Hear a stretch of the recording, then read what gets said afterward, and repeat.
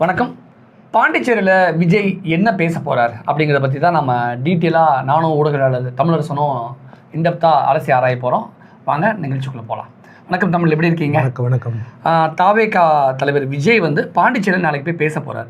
இப்போ தமிழ்நாட்டு அரசியலில் தமிழ்நாட்டுக்குள்ளே பேசுகிறாருன்னா தமிழ்நாட்டு பாலிடிக்ஸ் திமுகவுடைய எதிர்ப்பு அப்படிங்கிற ஒரு பிம்பத்தை கட்டமைக்கிறாரு. அவங்களுக்கு போட்டியாக அவங்களுக்கு எதிராக நாங்கள் நல்லது செய்ய வரோம் அப்படின்னு களத்தில் இறங்குறாரு.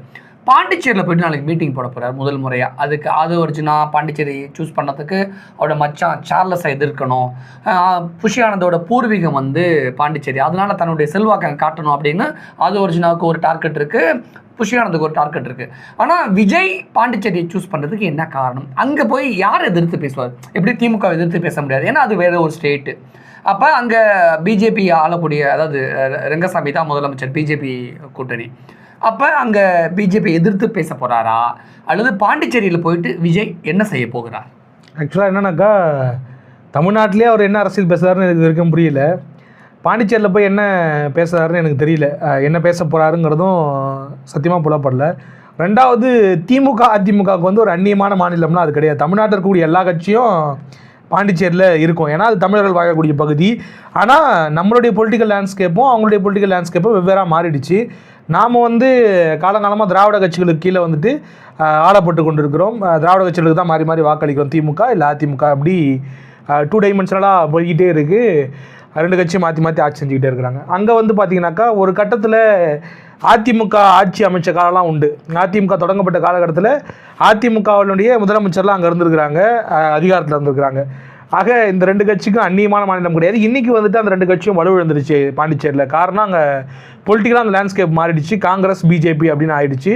ஒரு கட்டத்துக்கு மேலே நேஷனல் பாலிடிக்ஸ் எப்படி நம்ம மற்ற ஸ்டேட்டுகளில் பார்க்குறோம், இப்போ கர்நாடகா மாதிரியான ஸ்டேட்டில் பார்க்குறோமோ அந்த மாதிரி பாண்டிச்சேரிங்கிறது ஆயிடுச்சு. பாண்டிச்சேரிங்கிறது ஒரு பெரிய மாநிலம்லாம் இல்லை, உங்களுக்கு தெரியும். பாண்டிச்சேரிங்கிற ஒட்டுமொத்த மாநிலமே சென்னையினுடைய பரப்பளவில் பாதி கூட இருக்காது. சென்னை நகரத்தினுடைய பரப்பளவில் பாதி கூட இருக்காது. அப்போ இங்கே தமிழ்நாட்டினுடைய அரசியலை உற்று நோக்கிறதுக்கும் பாண்டிச்சேரி அரசியலை பார்க்குறதுக்குங்கிறது டோட்டலாக வேறு. அந்த தட்பவெட்பமே வேறு அப்படிங்கிறத நம்ம புரிஞ்சுக்கிறோம். ரெண்டாவது என்னன்னாக்கா, தமிழ்நாட்டினுடைய தட்பவெட்பமே புரியாது விஜய்க்கு, புரியல அப்படிங்கிறத நான் புரிஞ்சுக்கிறேன். இது வரைக்கும் மக்களுக்கான அரசியலை பேசலை.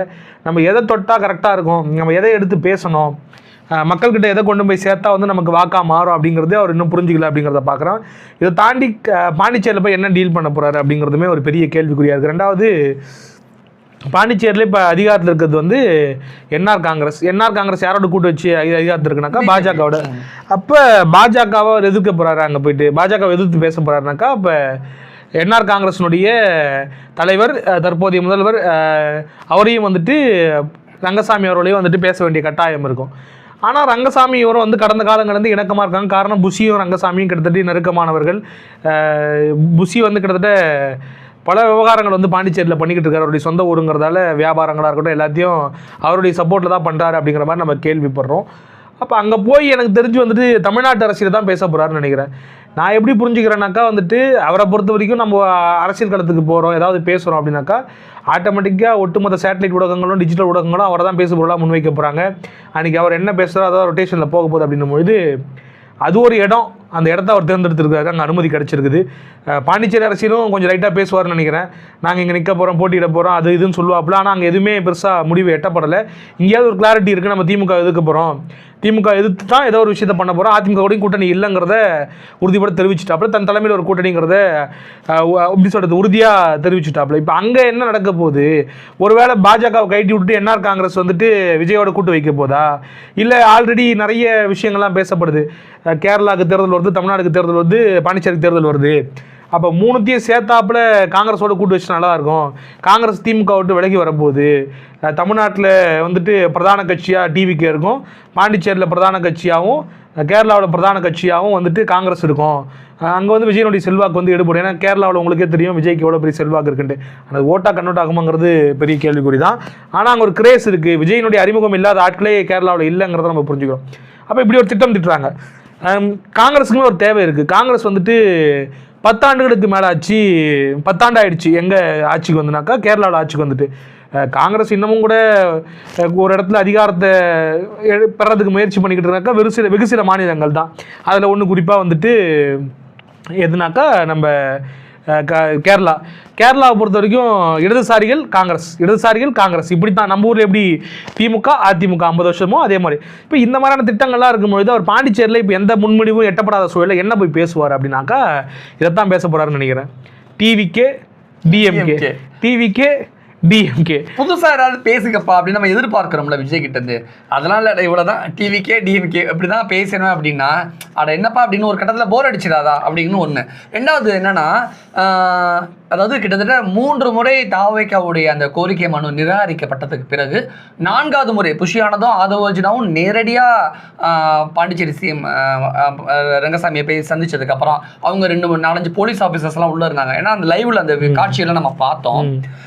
டிஜிபிஏ பாண்டிச்சேரி டிஜிபிஏ அங்கெல்லாம் இருந்து அவங்க எல்லாமே நிறைய விஷயங்களை டிஸ்கஸ் பண்ணி தமிழ்நாடு போலீஸ் விதித்த கெடுபிடியை விட மிக கடுமையான கட்டுப்பாடுகள் விதிக்கப்பட்டு 3 முறை ரிஜெக்ட் பண்ணி 4வது முறை தான் தாவேக்காவுடைய மனு அதாவது அந்த பொதுக்கூட்டம் நடத்துவதற்கு போலீஸார் அனுமதி கொடுத்துருக்காங்க. ஸோ தமிழ்நாடு போலீஸ் கூட பரவாயில்ல, பாண்டிச்சேரி போலீஸார் அவ்வளோ தூரம் கெடுபிடி கொடுத்துருக்காங்க. குறிப்பாக தமிழ்நாட்டிலேருந்து அந்த பார்டர்லேருந்து ஒருத்தர் கூட பார்டரை தாண்டி பாண்டிச்சேரிக்குள்ளே வரக்கூடாது அப்படிங்கிற கெடுபிடிகள்லாம் பயங்கரமாக இருக்குது. குறிப்பாக கரூர் மாதிரியான அசம்பாவிதங்கள் இங்கே நடந்துடவே கூடாது, அதுக்கு தாவேக்கா தான் முழு முதல் பொறுப்பை ஏற்றுக்கணுங்கிற கெடுபிடியோடு தான் இந்த அனுமதி கொடுக்கப்பட்டிருக்குங்கிற மாதிரியான விஷயங்கள்லாம் சொல்கிறாங்களே. ஏன் இவ்வளோ கேள்விகளை கேட்குறேன்னா பாண்டிச்சேரி முதலமைச்சர் ரங்கசாமி அவர்களும் புஷியானதும் அவ்வளோ க்ளோஸ். நீங்கள் சொன்ன மாதிரி எவ்வளோ க்ளோஸாக இருந்தால் என்ன இருக்குது, அதெல்லாம் ஒன்றும் பிரச்சனை கிடையாது. அப்படி பார்த்தா எல்லாரும் ஏதோ ஒரு வகையில் வந்துட்டு இணக்கமான சூழலில் எல்லா காலகட்டத்திலையும் இருந்திருப்பாங்க. இப்போ விஜய் இருக்கார், விஜய் ஒரு காலகட்டத்தில் வந்துட்டு முதல்வர் அவர்களுக்கு நெருக்கமாக இல்லாமல் இருந்திருப்பாரா? அரசியல் வர்றதுக்கு முன்னாடி ஸ்டாலின் அவர்கள் வந்துட்டு விஜயை பார்த்து விசாரிக்கிறது, சகிதம் உதயநிதி அவர்கள் வந்துட்டு விஜயோட சேர்ந்து படம்லாம் பண்ணியிருக்காரு. ரொம்ப இயல்பான விஷயம் தான். ஆனால் கடைசியில் அரசியல்னு வரும்பொழுது அது மக்கள் பிரச்சனையாக மாறிடக்கூடாது. ஏன்னா அவர் வந்து அந்த மாநிலத்துடைய முதல்வர். நாளைக்கு ஏதோ ஒரு சின்ன அசம்பாவிதம் நடந்துச்சுனாலும் கேள்விக்கு உட்படுத்தப்படுவது வந்துட்டு யாருனாக்கா ரங்கசாமி தான். இவங்க நடத்திட்டு போயிடுவாங்க. ஏற்கனவே வந்துட்டு ஒரு விஷயத்தை கண்ணில் பார்த்ததுக்கப்புறம் அவர் உஷாராம இல்லாமல் எப்படி இருப்பார்? கரூரில் அப்படி ஒரு விவகாரம் நடந்துச்சு. தமிழ்நாடு மாதிரியான ஒரு பெரிய மாநிலம், ரோடுகள்லாம் ரொம்ப அகலமாக நீளமாக இருக்கக்கூடிய ஒரு மாநிலத்தில் ஒரு 60 அடி 100 அடி சாலையில் வந்துட்டு அப்படி ஒரு விபத்து நடக்குதுனாக்கா, பாண்டிச்சேரி நீங்கள் போயிருக்கீங்களே, பாண்டிச்சேரியுடைய சாலைகளே எவ்வளோ இருக்கும்னாக்கா, நம்ம ஊரில் நம்ம வெளில இப்போ நம்ம ஆஃபீஸ்க்கு வெளில ஒரு சாலை இருக்குது தெரியுமா, அந்த அளவுக்கு சாலை இருந்தாலே அதான் பெரிய சாலை. பாண்டிச்சேரியில் ஒரு வழி சாலையில் 2 பக்கம் வண்டி போயிட்டு இருக்கும். ரொம்ப குறுகிய சாலைகள் தான் இருக்கும், பெரிய ஹைவேஸ்லாம் அங்கே இருக்காது. ஊர் உள்ளாரே பெரிய ஹைவேஸ்லாம் எதுவும் போகாது. எதுவுமே அவுட்டர் சைடில் ஏதாவது 1-2 ஹைவேஸ் போனால் தான் உண்டு. ஊர் உள்ளார எல்லாமே குறுகிய சாலைகளாக தான் இருக்கும். அந்த ஊரே ரொம்ப ரொம்ப சின்ன ஊர் தான். நான் சொன்ன மாதிரி அவ்வளோதான், சென்னையில் பாதி தான், அந்த மாநிலமே சென்னையில் பாதி தான். தெருக்கெல்லாம் ரொம்ப ரொம்ப சின்னதாக அப்படி தான் இருக்கும். ஃப்ரெஞ்ச் காலனி மட்டும் தான் கொஞ்சம் பார்க்குறது கொஞ்சம் பெருசாக இருக்க மாதிரி இருக்கும். அங்கே ஆள் நடமாட்டம் இருக்காது. ஃப்ரெஞ்ச் காலனியில் போய் ஒரு யார்கிட்ட ஓட்டு கேட்பாப்புல, அவங்ககிட்ட கேட்பாப்புல ஓட்டு. மேபி அவங்களுக்கு கூட வாக்குரிமை இருக்கலாம், டுவெல் சிட்டிசன்ஷிப் இருக்குது, வாக்குரிமை இருக்கான்னு எனக்கு சரியாக தெரியல. இருக்குன்னு நினைக்கிறேன்.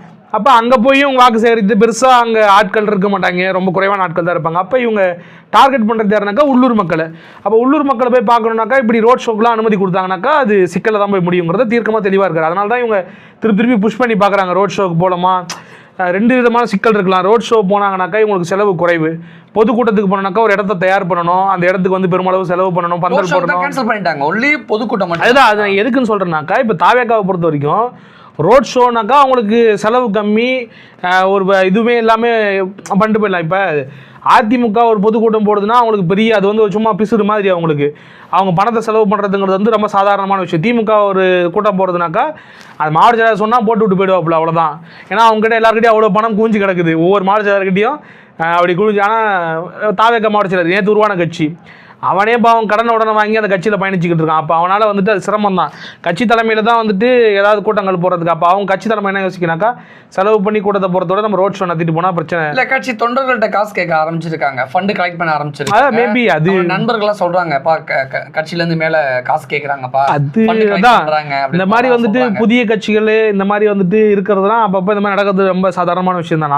நாம் தமிழர்லேயும் அப்படி தானே திரள் நிதி பெற்று தான் வந்து கட்சி நடத்துகிறாங்கன்னும் போது அந்த கட்சியினுடைய பலம் அவ்வளோதான் இருக்குது. ஏன்னா அதிகாரத்துக்கு போகாத கட்சி, போராட்டத்தில் இருக்கக்கூடிய கட்சினாக்கா அப்படி தான் இருப்பாங்க. இப்போ இன்னும் கேட்டால் கம்யூனிஸ்ட்டுகள்லாம் வந்துட்டு அதிகாரத்தில் இருந்தாலும் கூட அவங்க பெருசாக வந்துட்டு இந்த மாதிரியான விஷயங்கள்லாம் ஈடுபட மாட்டாங்க, பணம் சம்பாதிக்கக்கூடிய விஷயங்கள். இப்போ நீங்கள் கம்யூனிஸ்ட்லாம் பார்த்தீங்கன்னாக்கா பாலபாரதி அம்மா இருக்காங்க, நிறைய எம்எல்ஏஸ்லாம் இருந்திருக்காங்க. அவங்களாம் வந்து பார்த்தீங்கன்னாக்கா இன்றைக்கும் ஆட்டோவில் தான் வந்துட்டு சட்டமன்றத்துக்கு போவாங்க. ஒரு இனோவா காரோ இல்லை எதுவுமே அவங்ககிட்ட இருக்காது. இன்னும் கம்யூனிஸ்ட் கட்சிகளில் சில விதிகள்லாம் இருக்குது. வாங்குற சம்பளத்திலே ஒரு குறிப்பிட்ட சதவீதம் மட்டும் தான் அவங்க எடுத்துக்க முடியும், மீதி வந்து கட்சிக்கு கட்டிடணும், அது தெரியுமா? அந்த மாதிரி இருக்கக்கூடிய கட்சிகள் இருக்காங்க. அவங்களாம் வந்து உண்டியல் கலாய்ப்பாங்க வந்து என்னன்னாக்கா, இந்த மற்ற கட்சியினர்லாம் வந்து உண்டியல் கொடுக்குற கட்சி, உண்டியல் கட்சி அப்படின்னு கலாய்ப்பாங்க. ஆனால் ஆக்சுவலாக என்னன்னாக்கா அந்த அளவுக்கு அவங்க வந்துட்டு கட்சி நடத்துகிறாங்க, பெருசாக வந்துட்டு மக்கள் பணத்தில் வந்துட்டு நாட்டம் கொள்ளாமல், மேபி மற்ற மாநிலங்கள் இருக்கலாம், நம்ம மாநிலத்தில் அதிகாரத்துக்கு வராதாலும் நமக்கு அப்படி தெரியுது.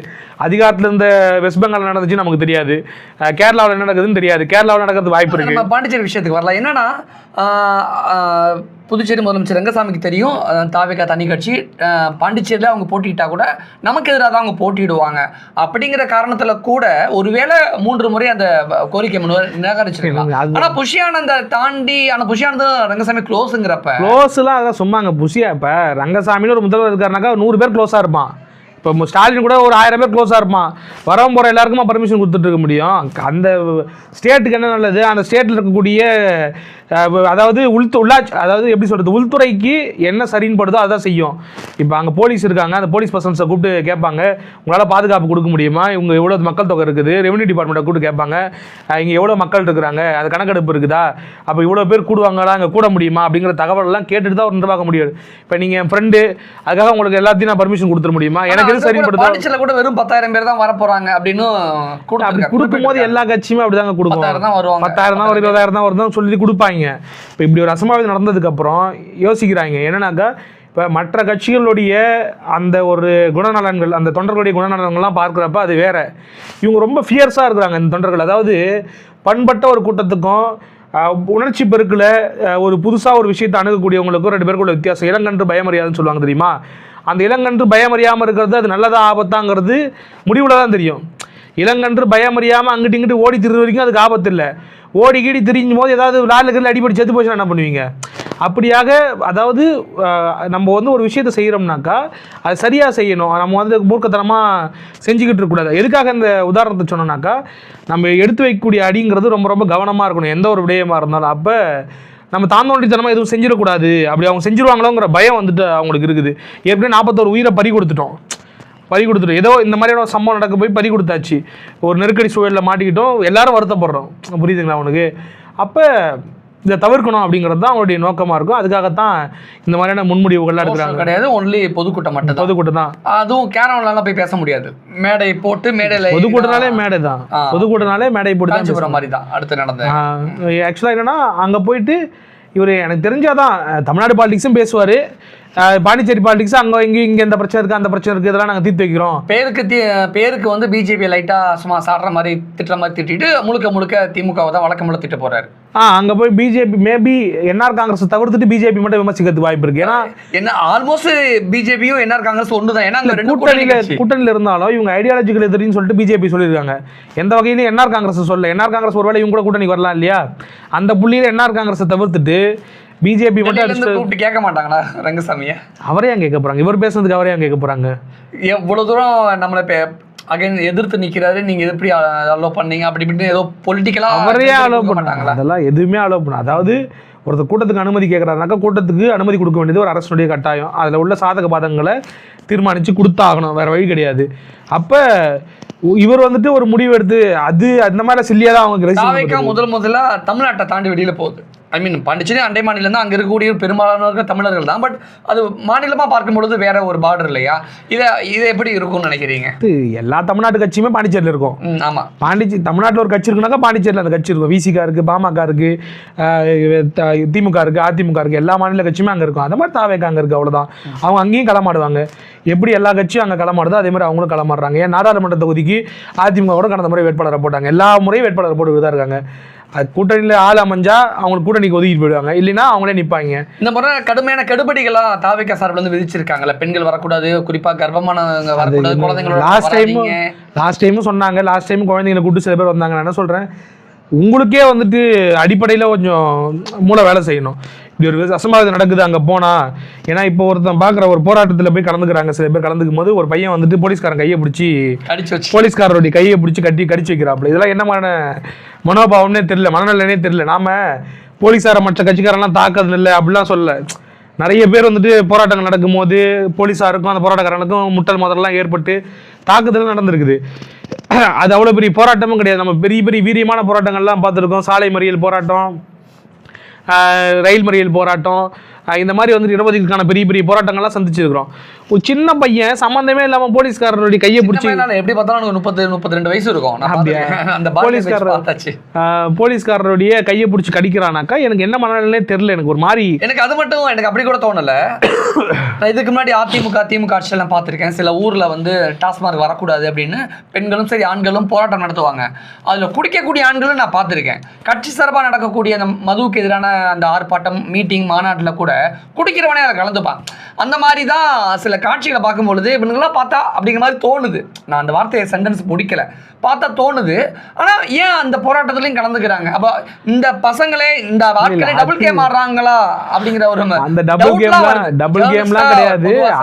அது வந்து ஒரு இயக்கம் சொல்லுதுனாக்கா அந்த இயக்கத்தினுடைய போராட்டத்தில் போய் கலந்துக்கிறது ரொம்ப இயல்பான விஷயம் தான். அப்படி போராட்டத்தில் கலந்துக்கிறவங்களே குடிக்காம, குடிக்கு எதிராக குடியை டிபார்ட்னாலே மேக்சிமம் குடிக்கிறதே குறைஞ்சிடும். அது என்னன்னா அந்த இயக்கம் வந்துட்டு ஒரு அறிவுரை கொடுக்குறாங்க, ஒரு அறிவுறுத்தல் கொடுக்குறாங்க அப்படின்னாக்கா அந்த விஷயத்தை போயிட்டு செய்யணும் அப்படிங்கிறது தான். இப்போ உதாரணத்துக்கு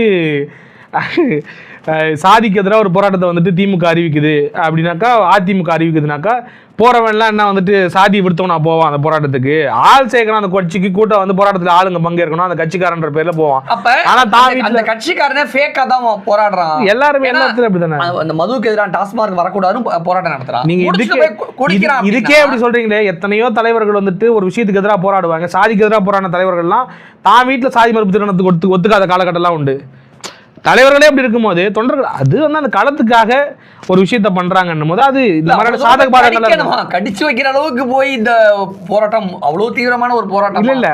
போராட்டம்ங்கிறது அவங்களுடைய உரிமை. அங்க வந்துட்டு அது நடக்குது ஒண்ணு, அது அங்கிருந்து அப்ரூவ் படுத்தணும் அப்படிங்கறத வேண்டுகோள் வைக்கிறாங்க அப்படிங்கறத நம்ம பாக்குறோம். போலீஸ்காரரை போய் கடிக்க வேண்டிய அவசியம் இல்லை. நான் பாக்குறேன் போலீஸ்காரருடைய வேலை என்னன்னாக்க சட்டம் ஒழுங்கை பாதுகாக்கிறது. அப்ப அது அரசாங்கத்தால் நடத்தப்படுற மதுபான மக்கள் கடையா இருக்கலாம், இல்ல அது பாரா என்னன்னு தெரியல. அப்ப ஏதோ ஒண்ணு தனியார்தோ இல்ல அரசாங்கம் வருது, அதை வரக்கூடாதுன்னு தடுத்து தனியார்தோ அரசுதோ பாதுகாப்பு கொடுக்க வேண்டியது, ஒரு ப்ராப்பர்ட்டிக்கு பாதுகாப்பு கொடுக்க வேண்டியது ஒரு காவல்துறையோட வேலை. காவல்துறை தன்னுடைய வேலையை செய்யுது. நீ போராட்டம் பண்றியா, போராட்டம் பண்ணு. தள்ளிட்டு உள்ள போய் நினைக்கிறியா, அவன் தடி அடிச்சு கலைப்பாங்க, தான் செய்வாங்க. ஆனால் அதுக்காக போய் கடிப்பேன், நான் வந்து கடிச்சிட்டு மேலே குதிப்பேனாக்கா அப்போ உங்களுக்கு ஸ்பெஷல் ட்ரீட்மெண்ட் இருக்கு தான் செய்யும். அத்துமாரி நான் அந்த காட்சியை பார்த்தேன். அந்த போராட்டக்காரர்கள் அத்துமாரி உள்ள நுழைய பார்க்குறாங்க, இவங்க தடுக்க தான் செய்கிறாங்க. ஏன்னா கை வச்சா தடியடி நடத்தினா பிரச்சனை ஆயிரும், திமுக வேணும்னு பண்ணுது, போலீஸ் வேணும்னு பண்ணுறாங்க அப்படின்னு ஒரு இதான்னு சொல்லிட்டு பார்த்து பக்கமாக ஹேண்டில் பண்ணுறாங்க. ஆனால் அதை மீறி கடிச்சிட்டு உள்ள போக ட்ரை பண்ணுறாங்க. அது ரொம்ப அது நடக்கிறது தான். போராட்டம்னாலே நடக்கும். நான் நிறைய போராட்டங்கள் என்னுடைய லைஃப்பில் நிறைய பார்த்துருக்குறேன். நான் சின்ன வயசுலேருந்து பார்த்தது அடிப்படையில் சொல்கிறேன். ஒரு கட்சினா போராட்டம் நடத்தும், போராட்டத்துக்கு வந்துட்டு போலீஸார் வந்து தடுப்பு தெரிவிப்பாங்க. இப்போ திமுகவில் சில சாலை மறியல் போராட்டம்லாம் நடத்திருக்காங்க, ரயில் மறியல் போராட்டம் நடத்திருக்காங்க. ஆனால் திமுக டீசெண்டாக அவங்களுக்கு காலங்காலமாக என்ன பண்ணணும்னு தெரியும். டக்குன்னு 2 கண்ணாடி உடைப்பாங்க, ரயில் கண்ணாடி உடைப்பாங்க, பஸ் கண்ணாடி ஏறி அவங்க நேராக பஸ்ஸில் ஏறி உட்காந்துப்பாங்க. அடையாள போராட்டம் தெரியும் அவங்களுக்கு. அதனால நம்ம என்ன பண்ணுறோம், அந்த போராட்டத்தினுடைய நோக்கம் என்னன்னாக்கா நாங்கள் எதிர்க்கிறோம் அப்படிங்கிறத அடையாளத்தை வந்துட்டு பெருமளவு உருவாக்கிட்டு. பொதுவாக படத்துலலாம் இந்த போலீஸ் வச்சு கிண்டல் பண்ணுற மாதிரி சில காமெடி வரும்.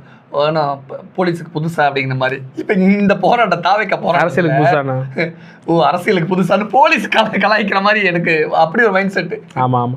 ஆக்சுவலா அதான் இப்போதைக்கு இதான் நடக்கும். நாளைக்கு போயிட்டு ஒரு பெருசா உலக அரசியலோ இல்ல வந்து உள்ளூர் அரசியலோ, தமிழ்நாட்டில் என்ன நடக்குது, தமிழ்நாட்டில் இதை மாற்றத்தை நான் கொண்டு வர போறேன், எனக்கு பொருளாதார ரீதியாக இந்த அடிப்படை விஷயங்கள்லாம் நான் வந்து மாறுதலுக்கு உட்படுத்தி இந்த திட்டங்களை கொண்டு வந்து நிறைவேற்றி உங்க எல்லாருக்கும் கார் எப்படி கொடுக்க போறேன், பைக் எப்படி கொடுக்க போறேன், அவங்க எல்லாருக்கும் எப்படி வீடு எப்படி கட்டி தர போறேன், அதற்கான பொருளாதாரத்தை உங்களுக்கு ஏற்படுத்தி தர போறேன்னா அப்படிங்கிற திட்டத்தில் அவர் போய் சொல்ல போறது கிடையாது. நம்ம ஆரம்பத்தை சொன்ன மாதிரி தான் இவர் போய் பேச போறது 2 விஷயம் தான். டிவிகே டிஎம்கே இதான் பேச போறாரு. கருத்தையெல்லாம் பேசுங்க அப்படிங்கிற ஒரு வேண்டுகோளோட இன்னும் ஈரோட்டுக்கு போனா அங்க அதிமுக டச் பண்ணுவார்னு நினைக்கிறேன். ஏன்னா செங்கோட்டின் தலைமையில ஈரோட்டில் வந்து டிசம்பர் 16 பொதுக்கூட்டம் சொல்லியிருக்காங்க. அங்க வந்து டிவிகே டிஎம்கே கூட சேர்த்து ஏடிஎம்கேவை டச் பண்ணுவார்னு நினைக்கிறேன். வேற எதுவும் பெருசா மாற்றம். ஓகே, நாளைக்கு நம்ம விஜய் என்ன பேச போறாரு அப்படின்னு பொறுத்திருந்து பார்ப்போம். விஜய் பேசினதுக்கு அப்புறம் நாங்கள் அடுத்து ஒரு கலந்துரையாடல உங்களுக்கு நாங்கள் கொடுக்குறோம். நன்றி.